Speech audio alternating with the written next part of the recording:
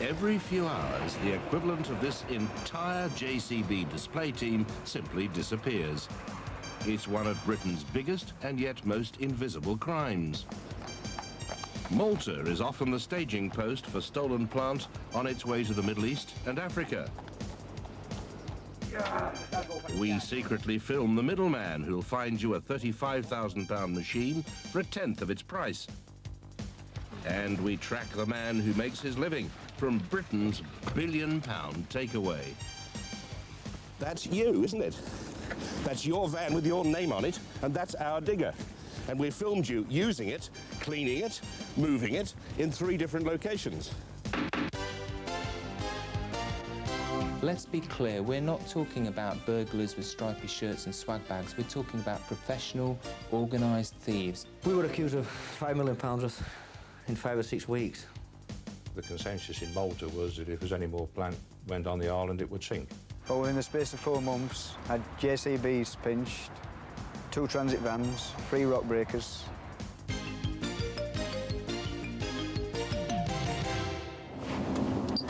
Big problems coming into the centre of Leeds from the M1, junction 47. There's major roadworks and lane closures. They continue with a 30 miles per hour speed limit. Now there's 1.5 miles... To the average motorist, a warning of traffic jams ahead. Claire Cridland, AA Road Watch. But this man sees it as a business opportunity, and one from which he used to make a substantial living. Put my radio on, tune into AA Road Watch, make a note of the road junctions, shoot up and have a look, see what it's about, make a note of a few machines, go back to my office, have a ring round, fax a few people, see if I could place anything, send lads back to fetch it, and Bob's your uncle, really. Tony Smith was active for 5 years, and in one 6-week period before he was caught, police say he turned over £5 million worth of machinery, most of which went abroad. Plant goes all around the world, doesn't it? Everybody needs to dig holes, don't they? Everybody wants an house, so it's a digger footing out on the... Wherever roadworks is at, there's going to be plenty of good selection of machinery there. It's like Christmas, isn't it? Just go fill your stocking. The cost of stolen plant in Britain every year is now approaching £1 billion. That's more than the value of all the cars stolen in Britain every year put together. Yet every one of these muscular machines behind me is worth about 3 times the price of the average family car. And the security devices until recently used to protect them don't amount to much. As one MP recently said, there's less security on one of these than you'd find on a greenhouse door. With the help of a major construction company, the Cook Report decides to bait a trap to tempt the thieves and test the market. Mike Beadsworth offers to lend us a JCB and a small digger. The size of the problem to the industry in general is about £500 million in terms of plant theft, and probably as much again in knock-on effects of work not properly done or waiting and so on.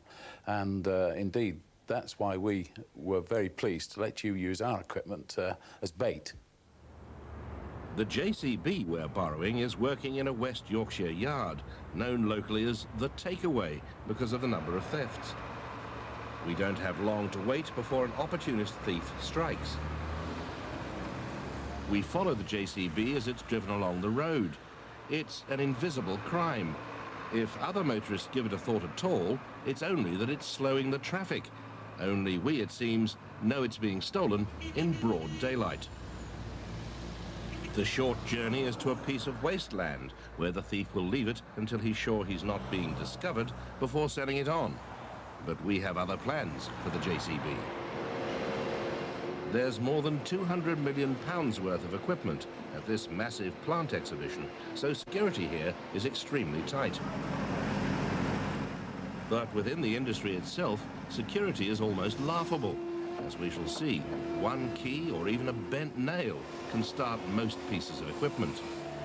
Construction companies are slow to take up the security devices on the market. Good morning, Tracker Control. Jane speaking. How can I help you? Too few, it seems, use the tracking devices which are available to keep tabs on equipment. This tracker system monitors and plots every move the equipment makes.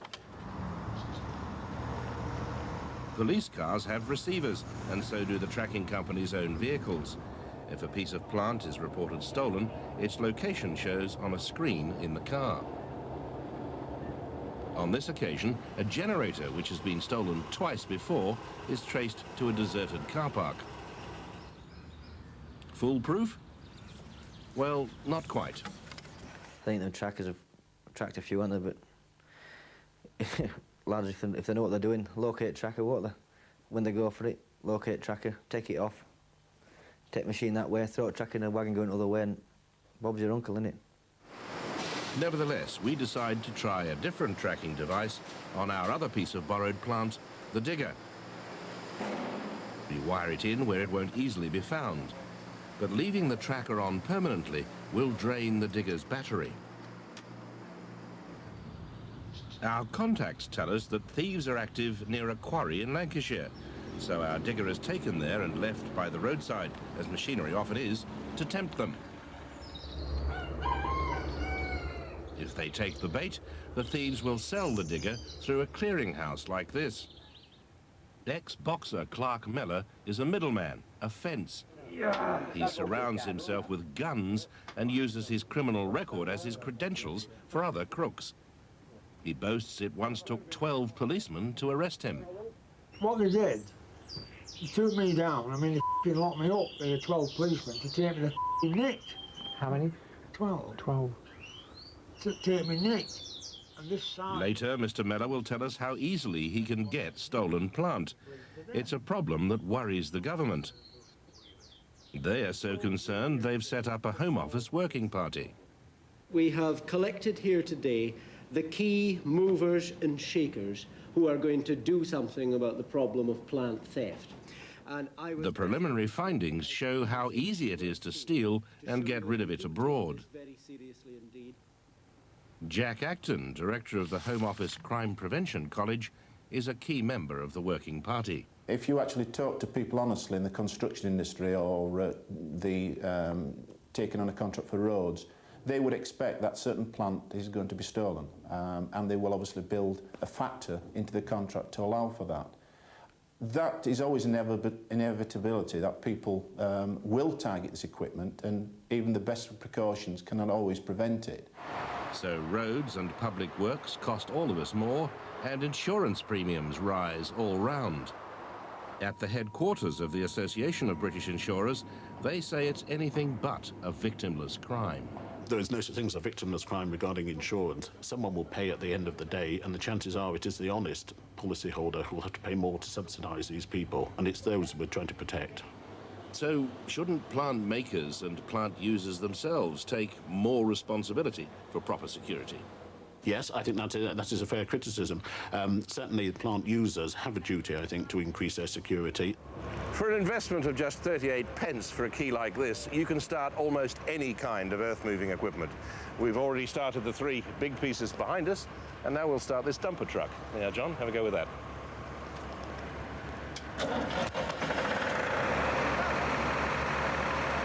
So with this one 38 pence key, you could with ease take away, in this case, the best part of £70,000 worth of machinery. But if you're too mean to buy the key, you could take away this brand new digger with a bent nail.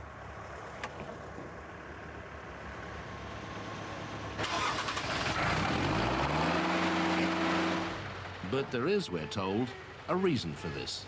We operate, as most major manufacturers do, a common key policy, for the simple reality that on a normal working day on a British building site, anything up to a dozen different people could have a legitimate reason to operate one of our machines. It would be a logistic nightmare to have an individual key for every separate piece of plant on the building site. But to show how easy that can make it to steal a JCB, we send in a couple of site workers, armed only with bolt cutters and a bent nail.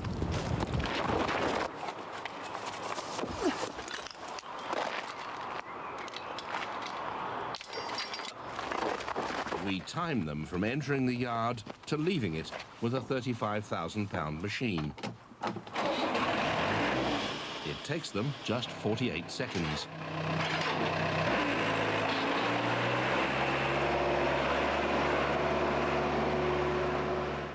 Who's this? Our undercover team continues discussions with Clark Meller, the middleman. We have a proposal for him. At first, he's more interested in showing us his walking stick gun and what it can do. But what is it? Shotgun. A shotgun? Yeah. Blow your legs off. Not a walking stick? No, that's stock to it, have in your pocket. This is the only one I ever had with a safety catch on. When he was raided by police who'd heard shooting, Meller says they didn't realise the walking stick was actually a gun. Maybe one, because you've got to pump it each time you pull the trigger anyway, haven't you? This is loaded and he stood there, his foot stood where I am. That'll, He didn't know what it was. So the police came here to find it and they couldn't find over it? 10 He looked on among me, on the gun, like I've got more walking sticks. He's with him there like that, and he looked at it and couldn't tell what it was. Yeah. Then it's down to business as we tell Meller we want stolen equipment for a Middle East contract and ask for his price list. £3.5 3.5? Yeah. 3.5 grand for brand new stuff? What's that, JCBs? Yeah. Okay. And then mini diggers and all. Well, mini diggers, we might be in the market for mini diggers as well. I think they're about £1 a piece. Grand a piece. Yeah. Unfortunately for Meller, our lucrative-sounding deal goes sour when his suppliers are arrested. The charge? Stealing plant. At JCB, one of the world's largest plant manufacturers, security is an increasing priority. Sophisticated switches can be fitted to order, and cab glass is etched with identifying numbers.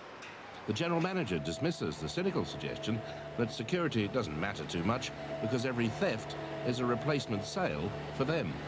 Less than half the plant in this country is insured. It's certainly not in JCB's interest for it to have it stolen, because a company losing a machine may very well go out of business. We won't sell machines to companies that are bankrupt. One small but fairly typical contractor, Darren King, nearly did go bankrupt.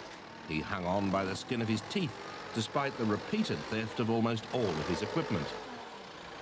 Oh, in the space of 4 months, I had JCBs pinched, 2 transit vans, 3 rock breakers, all worth up to £70,000. And that could make the difference between going bankrupt and having nothing, you know, oh, it's terrible. So the thieves nearly put you out of business, didn't they? Well, I feel very bitter, because they don't realise it's my livelihood. All we're trying to do is make a good living, honest hard work, and all they're doing is trying to take it away from us. They don't realise, to them it's just a quick bob or two.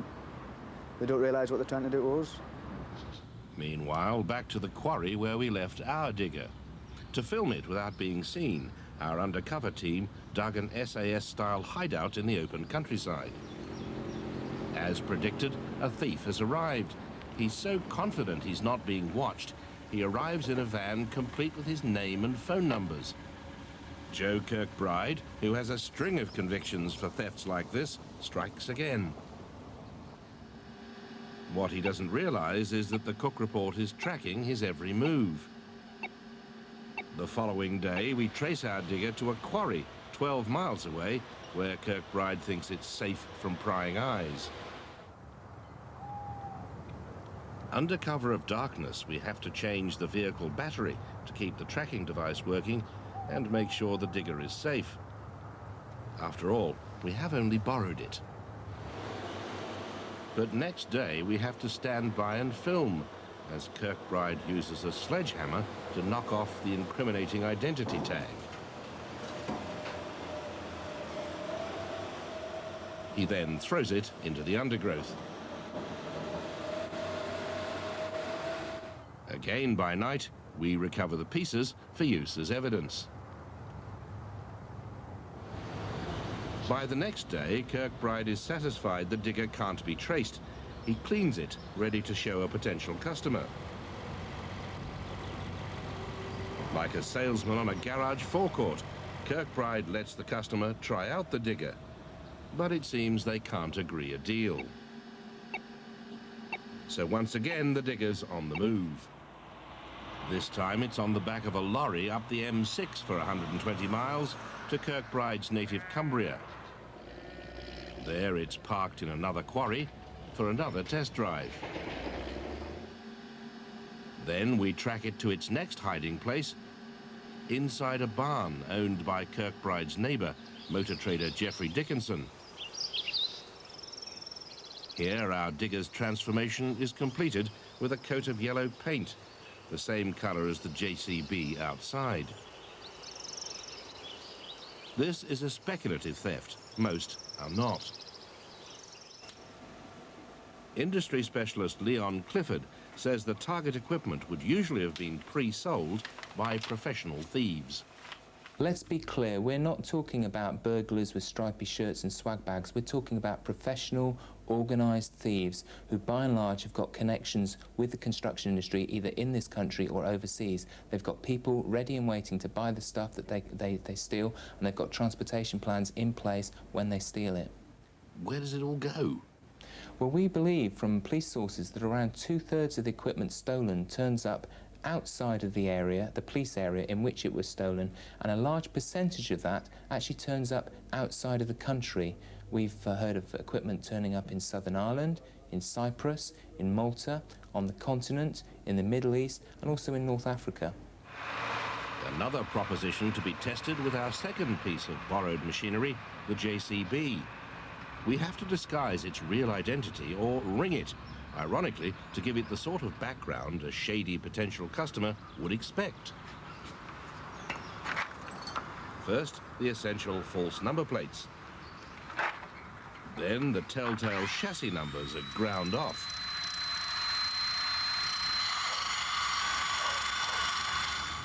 We've obtained a logbook from our criminal contacts, and we punch in a new chassis number to match our paperwork. The new numbers go on, and with a smear of grease it is, apparently, a different vehicle. Now we'll see how easy it is to get our seemingly stolen JCB out of Britain to one of those countries where it can be sold at a premium. Armed with our new logbook, altered plates and chassis numbers, we set off to cross the channel.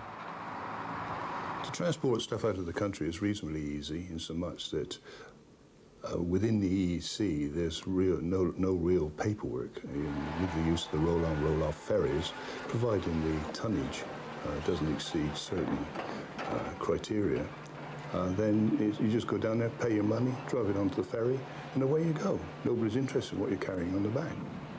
No problems at Ramsgate. Our paperwork looks to be in order, and anyway, no one wants to inspect our dubious cargo. After a night crossing, we decide to head for Malta, where a considerable amount of stolen plant has found its way in the past. You only have to think of where do they need equipment to rebuild buildings. To Lebanon, Beirut, and now Bosnia, Yugoslavia. It's equipment from all over Europe's going to be used to do that. And it's big, big business, and it's big, big money. There used to be customs at the Mont Blanc tunnel and long queues, but both are things of the past, so we're quickly through and on our way to northern Italy. Now we're on the last leg of the journey, a ferry trip from the toe of Italy via Sicily to Malta. Another night crossing using the only route to the Mediterranean island for both legitimate and stolen plant. And it's one down which the British police have traced hundreds of thousands of pounds worth of equipment during a series of recent investigations. We dock in Valletta, the capital of Malta, and we end our journey by parking our lorry and its cargo with its new paperwork and matching number plates on the quayside. Malta has been a staging post for trade between Europe, North Africa and the Middle East for centuries. By all accounts, things haven't changed much, though these days the origin of the goods in transit isn't necessarily of much concern, judging by the immediate interest shown in the dubious JCB we brought along as bait. It was always been said that some years ago the majority of stolen plant went either to Ireland or to Malta. Certainly the consensus in Malta was that if there's any more plant went on the island, it would sink. The owner of this scrapyard and garage is John Polidano. He's been named in court cases in Britain for receiving large quantities of stolen plant. At first, he offers to come and view our JCB. Then he changes his mind, perhaps because in the past some of his English visitors turned out to be police. He denies any involvement in ordering or receiving stolen goods. As we're to learn, he has powerful friends on the island. It's not the first time, though, that you've had stuff shipped out in your name and it's suddenly turned out to be stolen, is it? No, we never had it. You said one of those refrigerated lorries was Yeah, stolen. that's the only time we ever knew about this stuff from when we dealt with bones. But it could be the only time that it was traced. There might have been others. No, but not to our knowledge, you know, everything we go on the island was straight, for sure. Within hours of meeting Mr. Polidano, the Cook Report team is suddenly summoned to police headquarters. There, we're threatened with jail for having the temerity to suggest that either Mr. Polidano or indeed Malta itself had anything to do with stolen plant. Perhaps they didn't know that Mr. Polidano was implicated in a recent court case in Leeds. He was said to have received almost 70 pieces of stolen plant in a 3-year period from a convicted criminal in Britain. Bob Harding runs the National Plant Register. We told him Polidano claimed to know nothing about stolen plant and didn't deserve his reputation for handling it. Well, if that really is true, you, running the Plant Register, won't have heard of him, will you? I have heard of him, Mr. Cook, yes. I think going back perhaps 1993, when a very expensive item of plant was stolen from pipeline constructors in their northern region, which ended up in Malta in that gentleman's possession. There was a police inquiry in relation to that, and he was interviewed. The culmination of that was that he offered to return that piece of equipment back to pipeline constructors, provided we paid the cost of the transportation back, having purchased it innocently.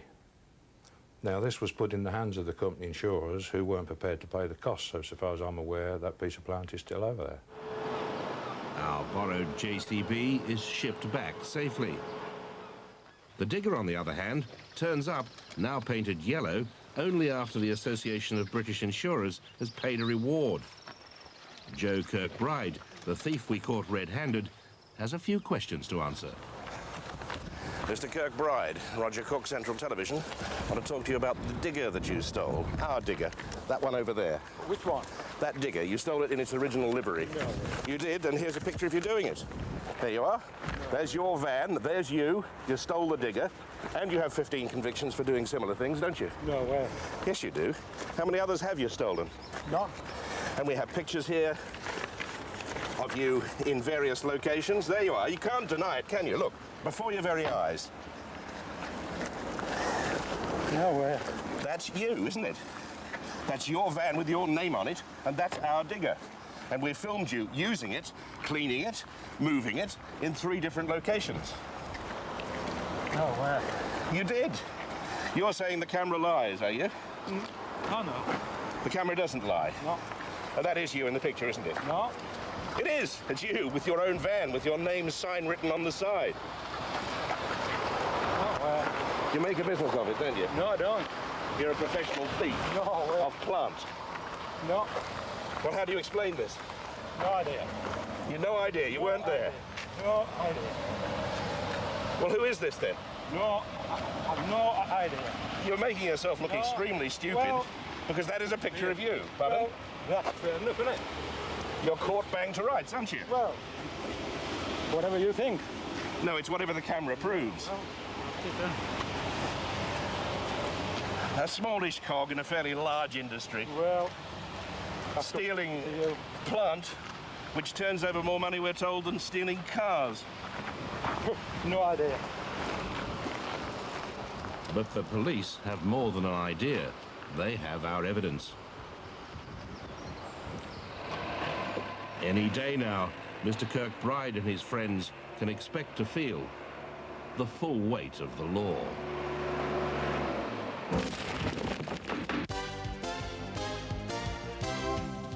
Stay with us on Scottish. Coming next, a possibility of a terrorist attack for the special crime squads in Frontiers. Here on Scottish at 9 o'clock.